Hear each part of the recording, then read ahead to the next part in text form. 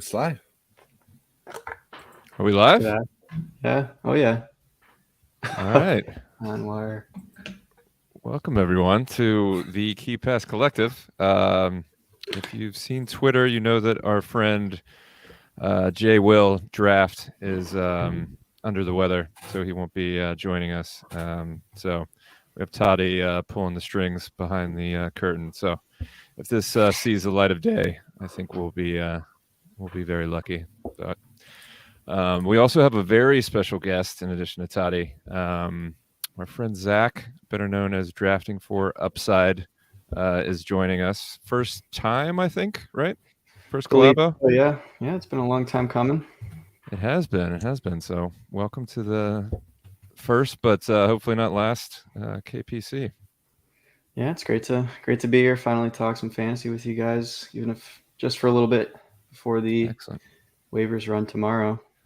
Excellent. Yeah, we had to, sorry for all of the back and forth, everyone. We had to put this together pretty hastily, given that the game week starts tomorrow, and then Joe is playing hooky. I'm not convinced that he's sick. I think he's probably doing something fun. But yeah, got a great show for you, despite the urgency. We are going to go through our midweek strategies, what we as managers kind of think about the weird over-analysis that we do for midweek matchups. We're also going to talk waiver targets, and then if we have time, a few listener questions. So, Toddy's got it up. All right, sweet. So we already introduced Zach, so we'll go straight into our midweek strategies. Okay. Excellent. So thank you, Totti.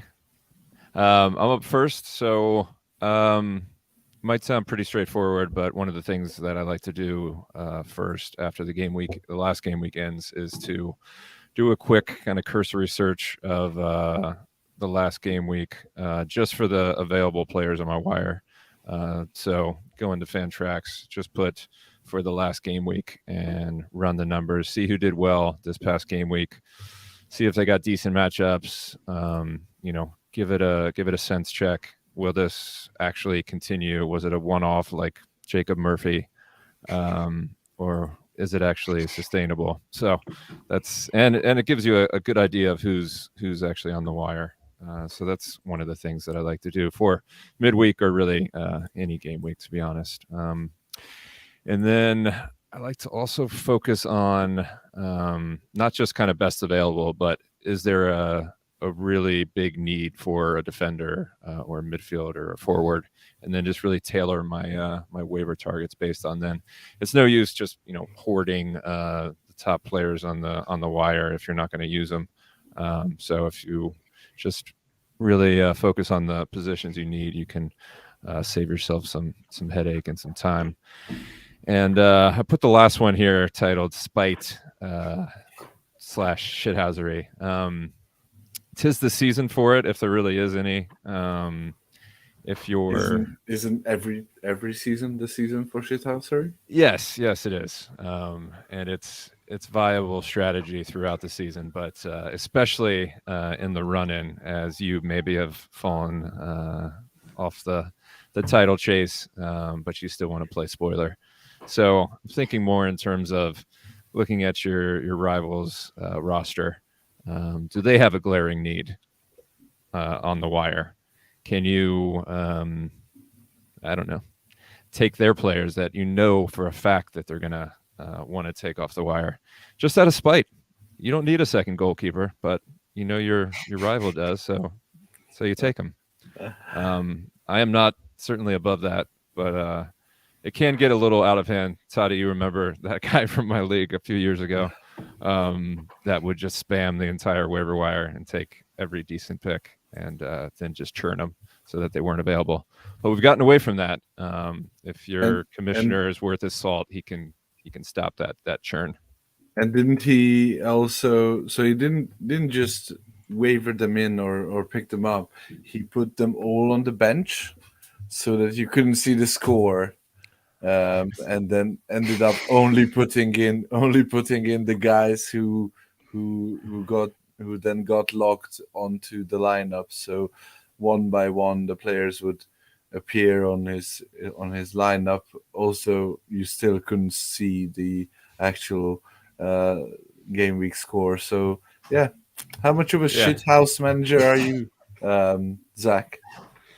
I mean, gosh, I don't know. I mean, I try to prevent that stuff in my league by doing it through the commissioner tools where you can't. I know some people make it so you can't pick up players 24 hours with them being dropped. I just turn that off unless it's the transfer season. Other than that, though, I don't do too much. I feel like the people who do the most shit housing are usually the people who do the least shit the other 30 weeks of the season. So, but yeah, no, definitely cause chaos at the end of the season if you just kind of got unlucky. Usually, if you're one of those teams with like 3,500 points right now and somehow in 5th place, feels like poetic justice. A lot of spite built up over the last 6 months. Just take out all that rage. Exactly. No, but that guy who did all of that stuff in my league was the worst human being I've ever engaged with. So yeah, I'm just talking about just around the edges and not just spite for spite's sake. It actually has some method to the madness. If you weaken your rival, then it inherently helps you. So don't go crazy, but also nice guys finish last. So yeah, for sure. Those are my strategies. Yeah. So we have a few people joining the stream. Welcome, boys. Just in time. Yeah, I guess my first one could go a little bit under Ryan's shithousery architecture there with the mutual assured destruction on the clean sheet front. That being said, it's probably more of a strategy I'd employ if I were projected to win, maybe not by Fantrax's standards because I don't know how they calculate those, but they're not even close yet. But I'd say you could employ this strategy in 2 different directions, right? If you're projected to win by, more than 5% or so, probably go and take away your opponent's chances of winning via some ridiculous clean sheets, since it's such a big swing when they hit those. And if you're the guy who's kind of praying for a chance, maybe don't match who your opponent's got. Obviously don't go away from a team if they've got like 45% clean sheet odds, but maybe try and create some variations so that you give yourself a narrative where you could actually win that matchup. Assuming, the rest of your team is good enough to help you win it. And then obviously now or never with your fab. Don't, hold like 20 fab for no reason. Should go without saying, but I've seen it. I looked throughout the Genie League and there's still people that are holding fab for no reason. Yeah, so, you can't take it with you. Yeah. So, go down with it. Like Ryan said, can't take it with you. So use as much as you got to use to get who you need, or shithouse your opponents. Both the same. And then another one I've got is don't look more than 1 game week ahead at a time. I know, judging by your last podcast, Totti might disagree with this one with his whiteboard calculations, but I think if you assume you've got a 50% chance of winning any week, looking more than that ahead is looking for the 25% chance you actually make it there. If you have playoffs, that is. So it's not really worth looking at your squad at that point. You really want to win in the here and now. These wins are more important than those wins. So win for the now, not later. And then avoid analysis paralysis. I know sometimes managers like to get too cute and play these guys off waiver wires when they've had these studs that have produced maybe some topsy-turvy numbers throughout the whole season. But all in all, they're through and through a better player than what you're getting off the waiver wire. So just stick with your studs. Don't veer away from that at the end just because of frustration. Stick with who got you there. And obviously, if you need a vary here or there, I'd say especially at defense, do so. But your midfielders and attackers should stay relatively static throughout the remaining games of the season.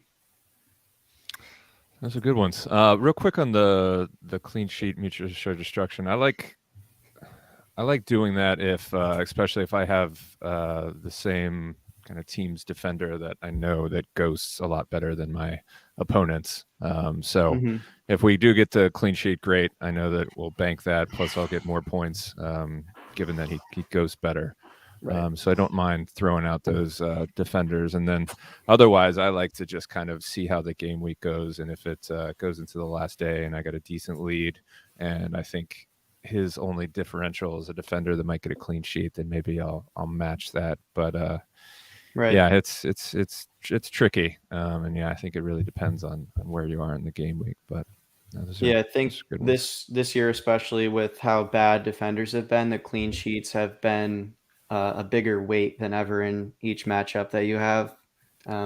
Since you're not getting so many of those ghost points week to week, I'm not at all advocating for picking up someone like Joel Ward just because your opponent has Joakim Anderson. But in general, if you can get a guy like you said that has similar ghosting ability, and your team has a better midfield and forward than the other team, sometimes it can be good to just try and get rid of that variation for the narrative that your opponent might need to win the matchup. Yeah, no, absolutely. I also Yeah. like the don't look longer than the one game week. However, Right. also comes down to kind of where you are in the game week. So I knew I was going to lose this past game week, kind of middle of the way, and you could still pick up folks that were blanking. So drop somebody for Julio and Ciso. Just to prepare for next week, just because I knew this one was a wash. So, yeah, while I agree with that, there are obviously some exceptions. So keep that in mind. Yeah, Definitely. it doesn't usually come off, but I do think that that it's good to consider that when you're late in the game week and you're facing defensive stack or even just one defender and you're behind, then go the other way. Even if you think like it usually doesn't work out, but if you're behind, then even if you think that that team is gonna keep a clean sheet, then the difference between ghosts usually doesn't help you out that much to bridge the gap. So essentially, you have to go differential, and it is a gutsy play, like playing around with clean sheets, but you have to consider like the actual difference that the players are gonna score, not just your player. So and that's the easiest with clean sheets. Mm-hmm. Yep, absolutely. All right, Toddy, what you got? Yeah, so I think I'm not gonna mention the shithousery again. No, please do. Because I'd love to. Talk shop with you there. yeah, I mean shithousery as shithousery goes. Um, yeah, I like to check out cuffs for my opponent and for my rivals players as well, and cheekily pick them up. Or even if you are like now, it's a one waiver run, so we only have the usually most leagues only have the one waiver run between game weeks, so it lets you be clever with when you drop players, and if you want to drop them before waivers, so that if it's close enough before the waivers, then most managers won't notice that they were available for waivers, and they'll clear waivers and they will be available on free agency. This works best for players like who are deep in the wilderness of free agency, like page 3 and onwards, um, and then you can pick them back up as a stream. Um, Whereas if you want to play, if you know that you're going to drop a player, um, that you're not going to play them, but others could use them, then don't drop him before the waivers run, so that he'll be logged on waivers for the whole game week. So it's the one game week, or the one waiver setup between game weeks does give savvy managers a bit of a play there. But the actual like proper non-shithousery info that I want to relay is for me it's planning your game week. Obviously, what you guys said is also true. Like like looking at clean sheets and stuff like that. But planning your game week usually, and this is just a sort of a life situation thing. But usually, Europe in Europe. These midweek games are usually bang on at bath time for the kids or dinner or something like that. So you need to know when to plan your bathroom breaks so that you can go you can go on the tinkers.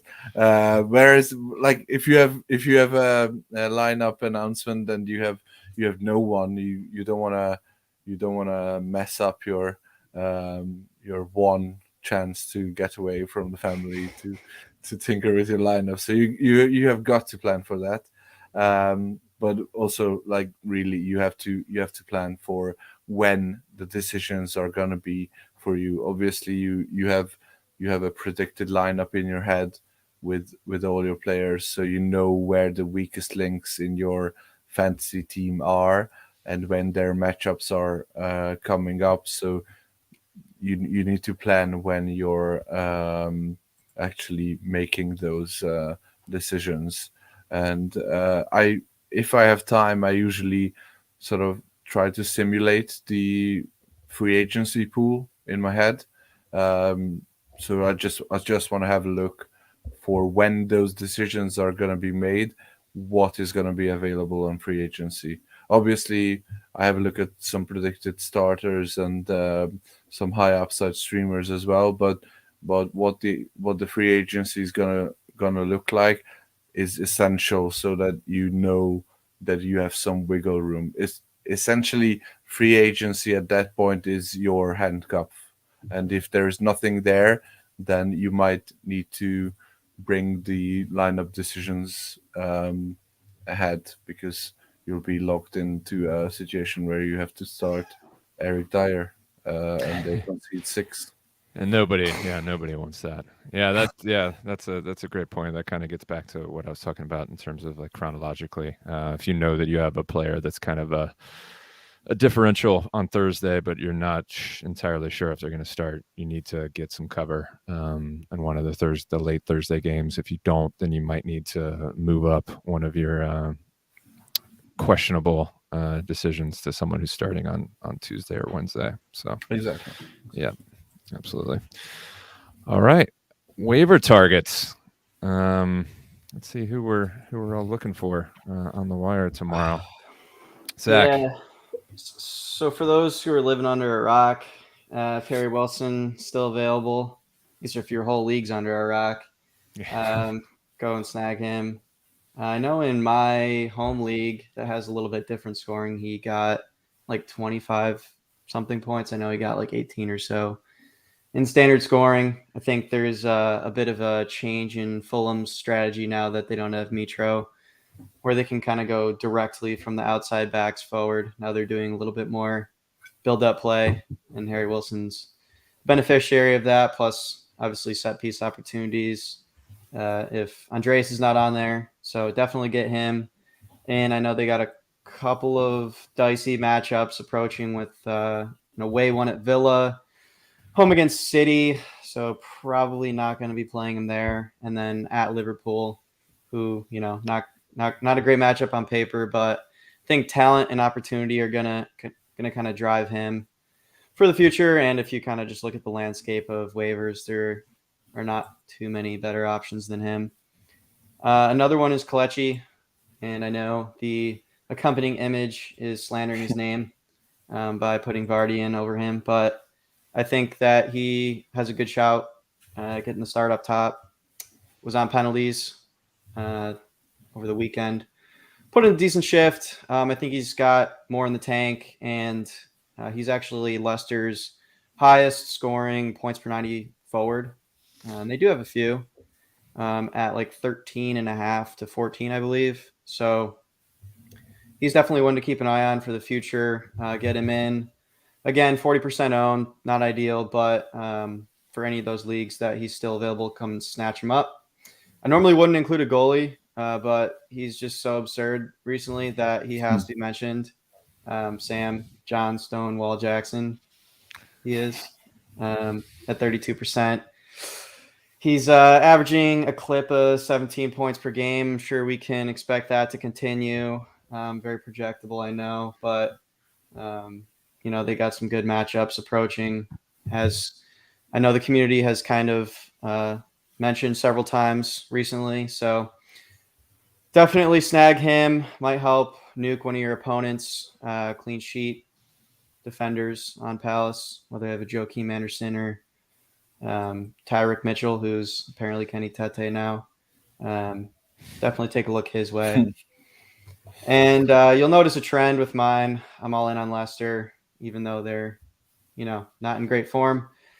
Tete, I think, could do you some good if you're willing to take the risk. He's definitely a high upside, low floor guy. Didn't play the full 90, which I don't love, but I think you could do a lot worse. Projected to start at least through Fantasy Football Scout, and was pretty involved, I think, last game. I know that Leicester were a bit up and down throughout the match, but their matchups approaching at Leeds, home Everton, and at Fulham look pretty good, I'd say. So I think you could do a lot worse than him, and he's a forward, so I know people are kind of scraping the bottom of the barrel on waivers for those guys. And then accompanying him, his fellow center back compatriots and Soyuncu and Face, who may get subbed out for Sutar. We'll see, but they both got 10 or 12 ghost points, I believe, maybe more, in that 2-1 win over Wolves, I believe it was. So I think they're viable options. And Soyuncu, I remember back in the day, used to be a pretty good center back option. So we'll see if he has some sort of late season revival, though. I know he might be on his way out the door at the end of the season. So, I'd say target Leicester. At least from my opinion, they seem like some of the better high availability players out there on the wire. Yeah, that matchup at Ellen Road against Leeds is going to be fascinating. For streamers especially. Yeah, it's going to be streamers paradise. I talk about Soyuncu in the Ghost Point Hunters article this week too. Nice. Weird that it's like his third start of the season. Raj never understood it. Fell out of love with him. But yeah, maybe that's why he's not there anymore. Awesome. All right, Totti, next slide, please. All right, these are my waiver targets. I don't know.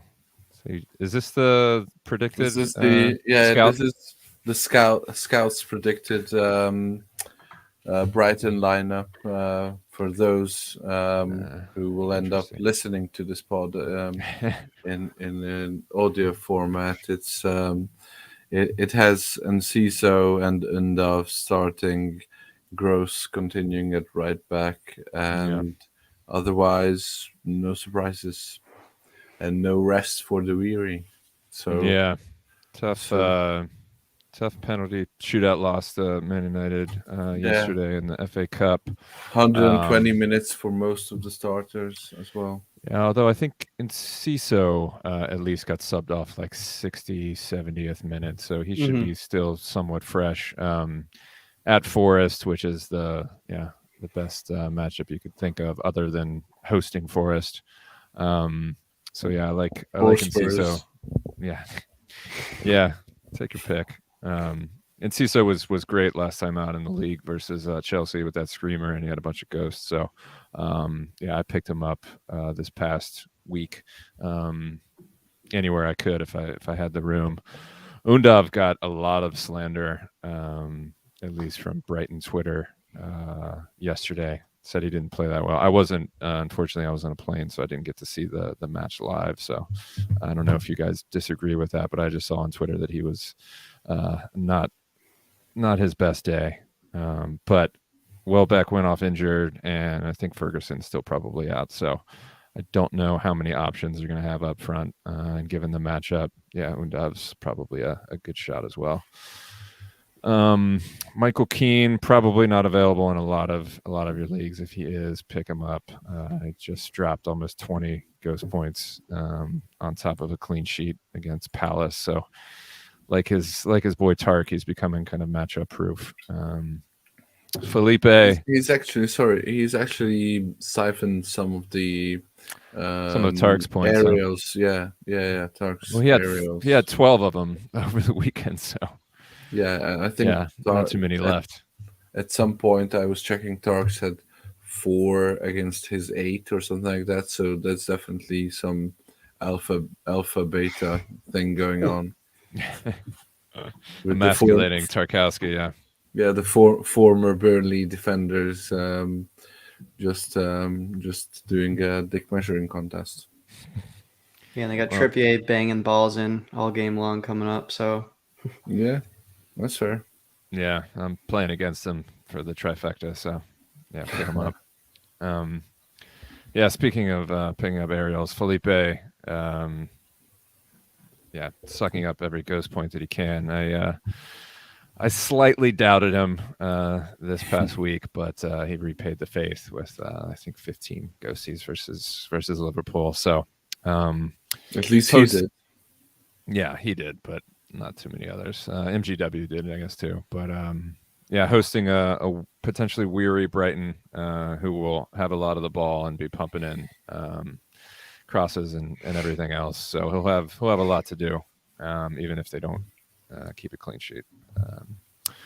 Pats and Daka to continue the Leicester love-in. Uncharacteristically got 10 ghost points this past game week. Has a receptive Leeds defense to toy with midweek. And then sticking with Leicester Leeds, the return of Liam Cooper. He continued his ghost point scoring ways. I think he had 15 as well. Leicester's still not the finished product under Dean Smith. So even if he doesn't keep a clean sheet, and let's be real, they won't. He should do pretty well. So those are my guys. Very defender heavy per usual. Yeah.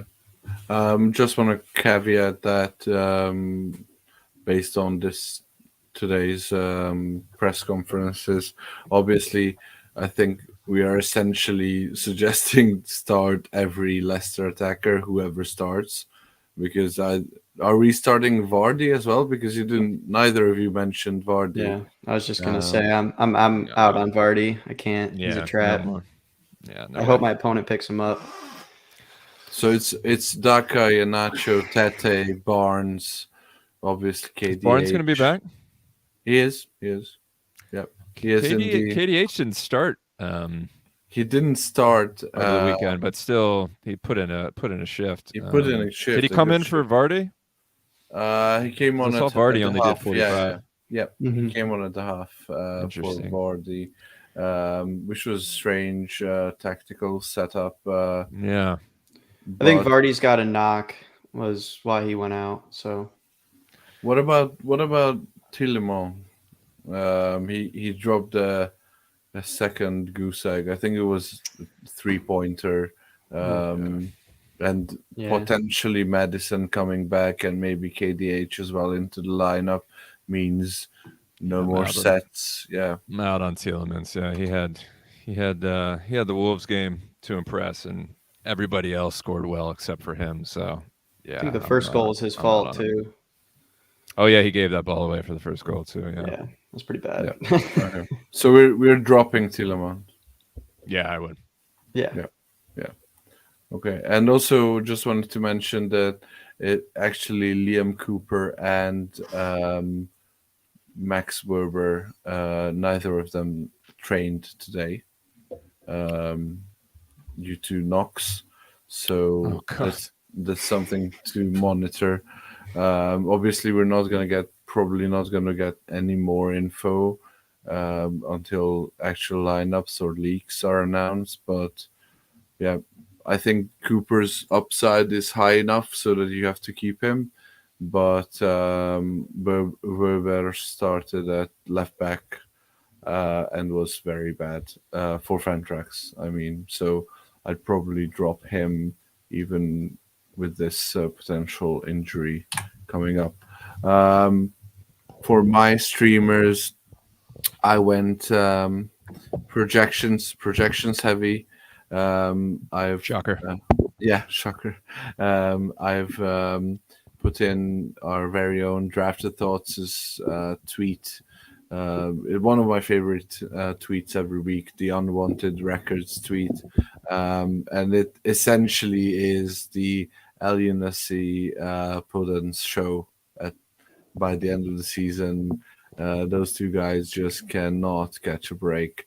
So I'm actually suggesting cheeky Mo pickup. He's projected to score around 10 points. In the same ilk, Kamaldeen Sulemana.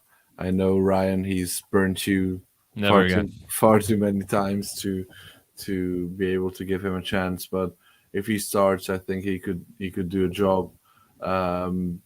Jacob Murphy obviously did a huge number on Spurs. Was on for a hat trick as well. So he should continue.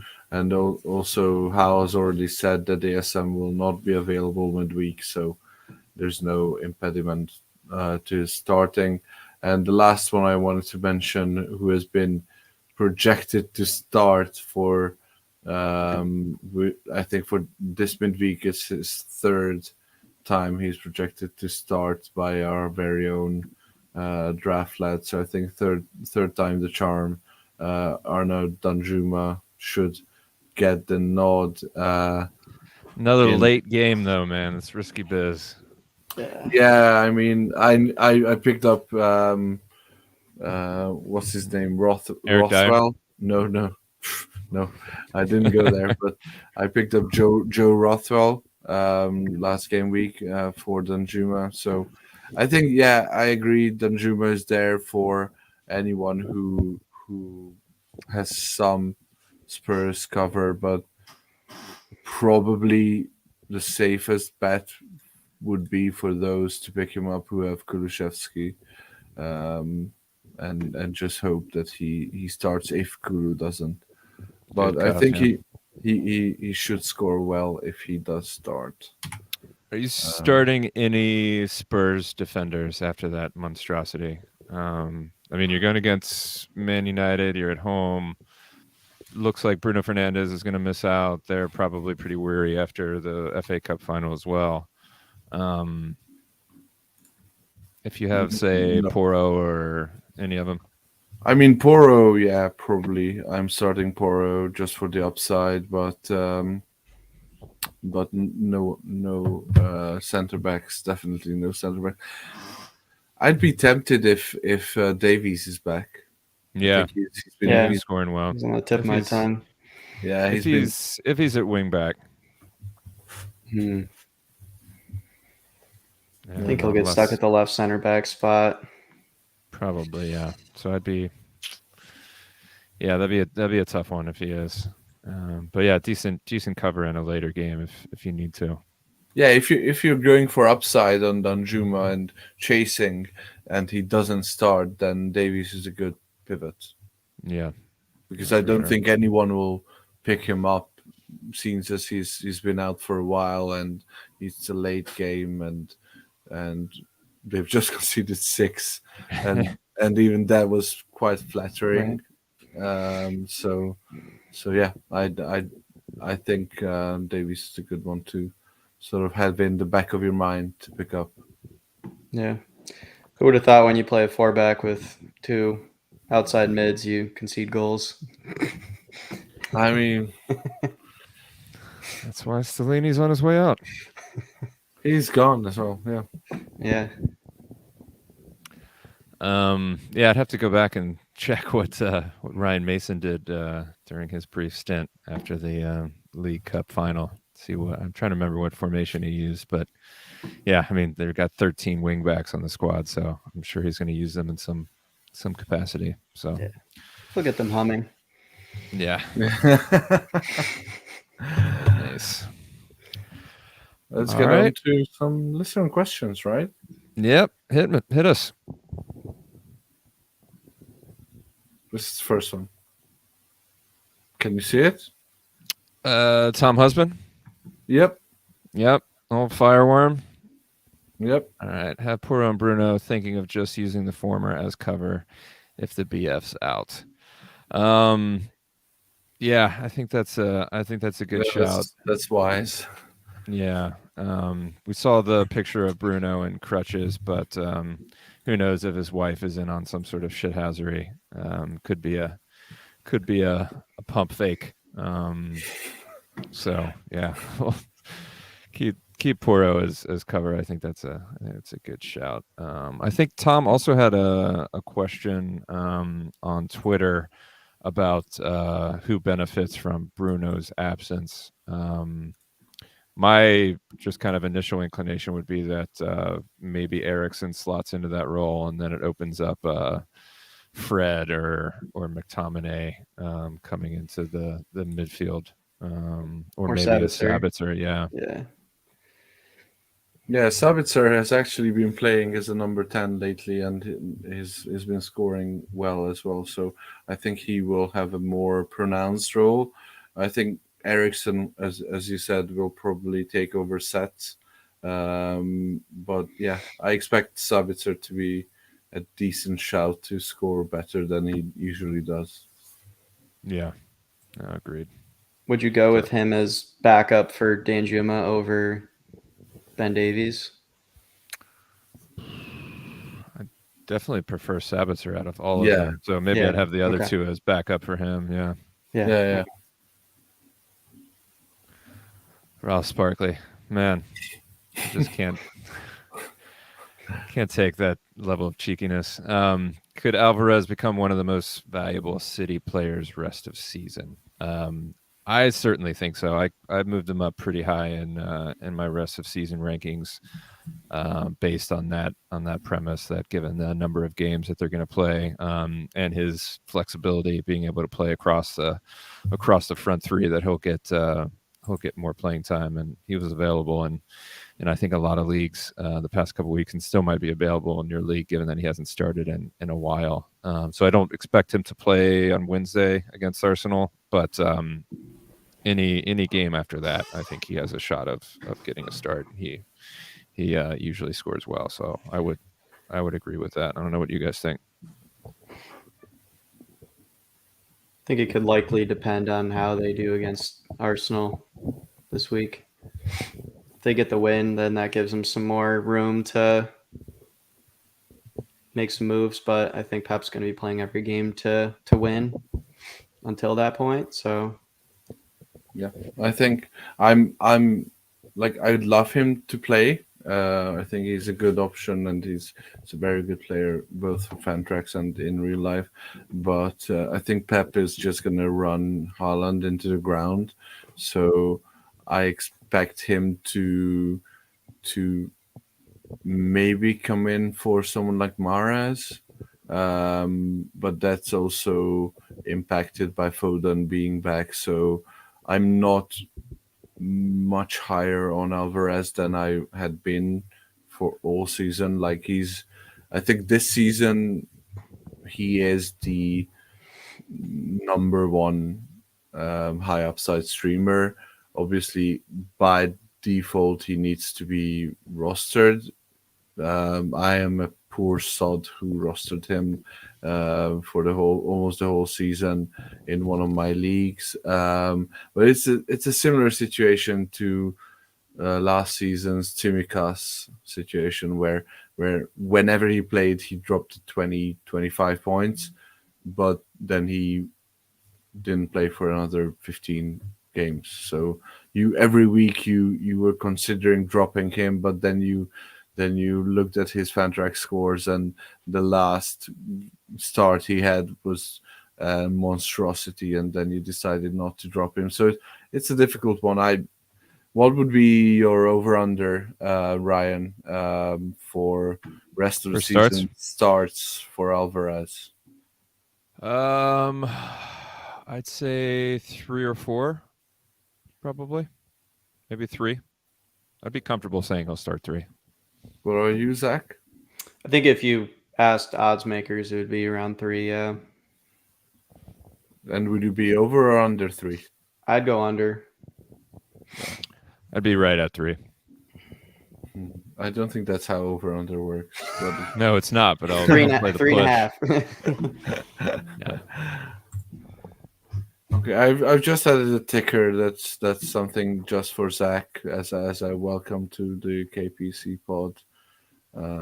As a friend of the pod, Draftopia has a question for you. Can you go ahead and lose this week so I can be the sole leader of the Genie League? Yeah, no can do. Collusion. Got to finish That's out strong. My 5 or 6 game lead can only grow from here. So Nice. got to really put the hurting on the Sunday league in tier 5. Show them how it's done. Nice. No excuses. Play like a champion. Mm-hmm. All right. Harbor Boy, coming from Kiwi land in New Zealand, I believe. So welcome, Harbor Boy. He's asking, who do I start this week out of Dougie Lou, Joe Linton, Andreas, and Erickson? I'd like to start them all if I could. I don't know what studs you have keeping these guys out, but my God. I guess what would be helpful is if we rank them in order. Oh God, Joe Linton's tough because he just killed it, but he can also go Kill quiet you. a bit. Andreas, man, I rostered him earlier in the season and I hated it, but yeah, under this new look, non-Mitro side, he looks a bit more dangerous than usual. And then Erickson, yeah, benefits probably from Bruno being out. I'd say Dougie Lou's probably the lowest for me, and I like Dougie Lou. My rank would be the way you said them. So Joe Linton, Andres, Erickson, and Dougie Lou. Yeah, might be the this is the way. I'm playing against Joe Linton too again, if it matters. Oh, he's number 1 then for Yeah. sure. Yeah, top of the list. Yeah, I'd probably go. I mean, depending on what you need. If you need some upside, go Jolinton. If you need more of a floor, go Erickson first. And then after them, I'd go Andreas, and then good old Dougie Lou. Poor old Dougie Lou at Yeah. the end. Yeah, Just bagged a Still- goal, and yeah, Still a decent starter. it's not personal. I love Dougie Lou. Brandon Brown, I think of Brisbane fame, if I'm not mistaken. I Brisbane do. Brando, Yeah. our guy. Do I drop Tiago? Not starting at the moment. Yeah, that ship is, I think, sailed until proven otherwise. I dropped him last week. Happy to stream him if he does end up getting the nod, but until then, yeah, I don't see any need to waste roster space with him. Anybody else disagree? No, I agree. Both of us Liverpool fans. I think I'll let Zach weigh in as well, but I think Klopp is just gonna play his hot hand as long as it keeps working. Well, it's a debate of will he start, and even if he starts, will he return starting value? Because I know a lot of people were in on Curtis Jones last week and probably got nuked by that 0 point. I said it, burger, man. so Never trust that dude ever.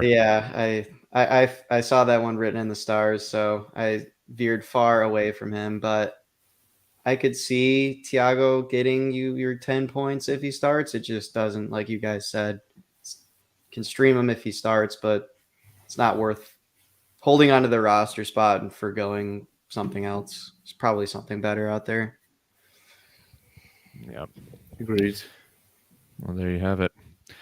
Corona Rod 1. Would you trade out Isaac? A team has inquired about him. Some of the players I like on his team are Estupinian, Andreas Bowen, Bruno, Perisic, Gabriel Jesus, and McAllister. I kind of like trading out Isaac on a high. He's can be kind of hit or miss, and you never know with his fitness if he's going to be picking up a knock anytime soon. Obviously, a great player to have, so don't sell him for peanuts. But of those players, I mean, I probably pretty biased, but I'd obviously take a Gabby Jesus 1-for-1. Would you take a Mecca 1-for-1? I was just thinking about that. Positionally, it depends. If I needed a mid, I think I would, given the fixtures that they have. That's pretty close. Obviously, I would say Bruno Fernandes if it wasn't for the knock. Yeah, I just got an offer for him in one of my leagues, so we can discuss and then decide for me. I was offered Darwin Nunez and Luis Diaz for one Alexander Isak. No, And not for me. Even as a Liverpool fan, I think I didn't accept, and it's still unanswered in my inbox, but I don't think I'd take that. Nah, I Nah. don't either. 2 non-starting forwards for one that's starting and in form. Yeah, no thanks. Sorry, that was still for Corona Rod game. So that puts more of an emphasis on who's got a better schedule starting game week 36. That's Mecca. A lot of doubles, yeah. Yeah, two Brighton doubles there. Yeah, so maybe cheekily ask for Estupinian and McAllister, double up and just see where it goes. Oh yeah, I'd run to the bank with that one. Yeah, that would be awesome. Harbor Boy going back to the well again. Who is Totti needs to filter these out. Who is the best keeper to pick up this week out of De Gea, Steele, Johnstone, and Martinez? I think has to be Johnstone. Yeah. Mm-hmm. Yeah. The Johnstone wall. Yeah. Stonewall Jackson. Yeah. That's right. All right. Omar Barajas, good friend of the pod. Omar, how are you, man? Non-ghost league. Don't care for that. What's the point? Am I going back to Pinnock for Tierney and possibly drop McNeil for Eriksson? Oh man, Tierney is probably washed. I know it's a non-ghost league, which is probably better for Tierney, but given their matchups, Arsenal's matchups are bad up until Forest and Wolves in the last 2. So, and Tierney is like I said, is not first choice, and Zinchenko's back. So I would obviously like Pinnock over Tierney, and McNeil, Eriksson. If you're just going attacking returns, I guess I'd still keep McNeil. Yeah, I don't think Eriksson gets like he could get a return off a corner or something, but I don't think he's playing far high enough. What about the Man United have a double left? Yeah. I believe they do. So maybe the schedule and the fact that Bruno's out puts Eriksson over the top. But yeah, that one's pretty close. Yeah. Yeah, man, you have 2 games in hand, so that might change things.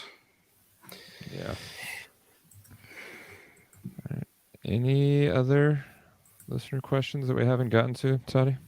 Not so much, no. I think we are all caught up. We have this one.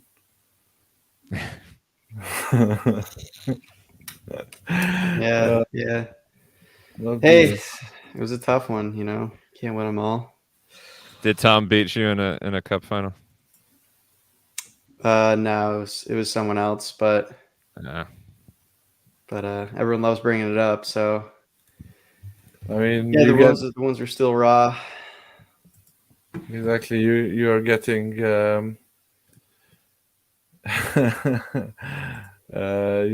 getting the guest treatment with these comments. Oh, I'd expect nothing less. Yeah, and this may be our last comment of the day. care to elaborate on that, Ryan? Nothing for me. I'll give that right back to you, Toddy. Yeah.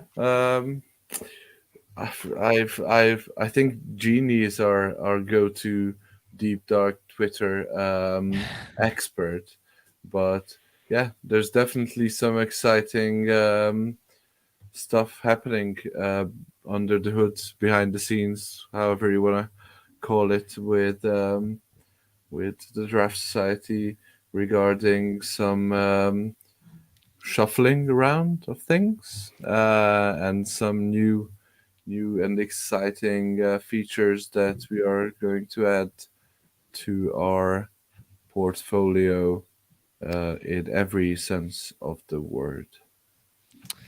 Yeah, man. Weird stuff happening out in Casper, Wyoming this summer. Yes. Thank you, Evan, whoever you may be, for that. Can't imagine who that would be. I have no Anyone's idea. guess. I mean, Evan, very common name. Yeah. The American Muhammad. All right. Well, I guess that'll wrap it up. On behalf of Totti, Zach, and myself, thank you, Zach, for joining us. Great analysis as usual. Totti, poor takes per usual as well. Thanks to our listeners, especially everybody that joined the live stream. Really appreciate your support. Hope we helped get you a win this game week. It's a weird midweek one, so best of luck to everybody. And yeah, adios to the muchachos and the muchachos. Que Dios te bendiga. Cheers. Cheers. Cut the stream, Totti.